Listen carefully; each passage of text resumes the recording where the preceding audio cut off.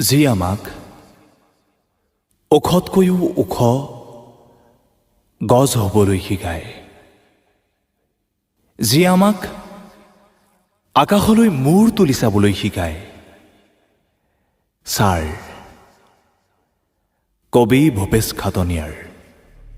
Sir, আপোনাৰ সেই হালধীয়া অসুখবোৰ বুকুৰ কোঠালিয়ে কোঠালিয়ে উজাই আহিব খুজিছে নেকি?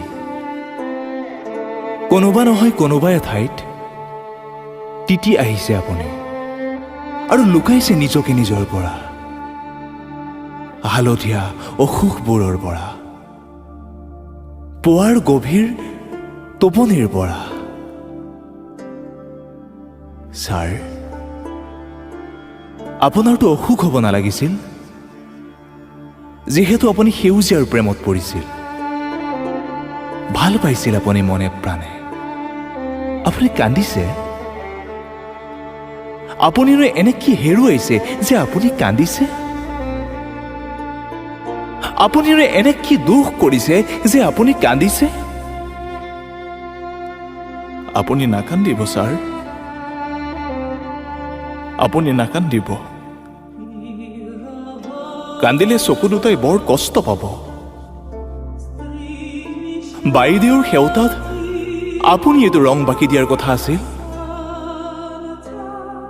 ছাৰ, আপুনি যে কৈছিল ছাত্ৰ আৰু ৰাজনীতি একেটা মুদ্ৰাৰ ইপিঠি সিপিঠি, দৰ্শন আৰু তৰ্ক বিজ্ঞান, আপুনিনো আমাৰ পৰা হেৰাই যাব বিচাৰিছে কিয়? সেই ঔপন্যাসিক সৈনিকবোৰৰ কি হ'ব যিবোৰক এদিন আপোনাৰ কলমৰ ৰং তুলিকাৰে আঁকিছিল?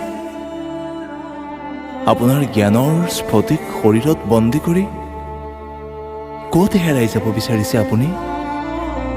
যি কি নহওক, যিহেতু আপুনি যাম বুলি ভাবিছে, যাওকগৈ। সময়ৰ পক্ষীৰাজ ঘোঁৰাত উঠি বাধাটিতো ৰাখিব নোৱাৰে আপোনাক সময়ে। থকা হ'লে ভাল আছিল। সমাহাৰ জ্ঞানৰ দুৱাৰ খুলি বন্ধ কোঠালিৰ পৰা আঁতৰি কজলা ৰাতিটোৰ জখলা বগাই বগাই আমিওতো যাব পাৰিলোহেঁতেন। ছাৰ, মৃত্যুবোৰ আপোনাৰ বুকুলৈ খুব সঘনাই নামি আহে পৃথিৱীৰ বুকুত বাদলে গৰ্জি উঠাৰ দৰে। মৃত্যু হোৱাৰ কথাটো নাছিল আপোনাৰ, আৰু আপুনিনো মৰিব কিয় ছাৰ? বিষ্ণু জ্যোতিৰ সাধু শুনাই শুনাই অভিমানৰ চকু মোহাৰি সোণৰ অসম গঢ় দিয়াৰ পৰিকল্পনা কৰিছিল। নাকান্দিব ছাৰ, নাকান্দিব। যি হাতেৰে আপুনি কলম তুলি দিছিল, সেই হাতেৰে কৰা নাই ধৰ্ষণ অথবা অপৰাধ। ছাৰ, আপুনি যে কিতাপ পঢ়াৰ আন্দোলন কৰিছিল, শংকৰ মাধৱ, আজান ফকীৰ, মূলা গাভৰু, বীৰ লাচিত, ৰবীন্দ্ৰ ঠাকুৰ, কালিদাস, সকলো সযতনে আছে আপোনাৰ পুথিভঁৰালটোত। আপুনি চিন্তা নকৰিব ছাৰ, সকলো সযতনে আছে। দেও ছাৰ, আপোনাৰ জ্ঞানৰ খিৰিকী খুলি সোমাই যাওঁ, নিঃশেষ হৈ যাওঁ। আপোনাৰ চাৰ্টৰ ক'লা বুটাম খুলি সোমাই যাওঁ আপোনাৰ জ্ঞানৰ গৰ্ভৱতী শৰীৰত। সোমাই যাওঁ আপোনাৰ জ্ঞানৰ গৰ্ভৱতী শৰীৰত।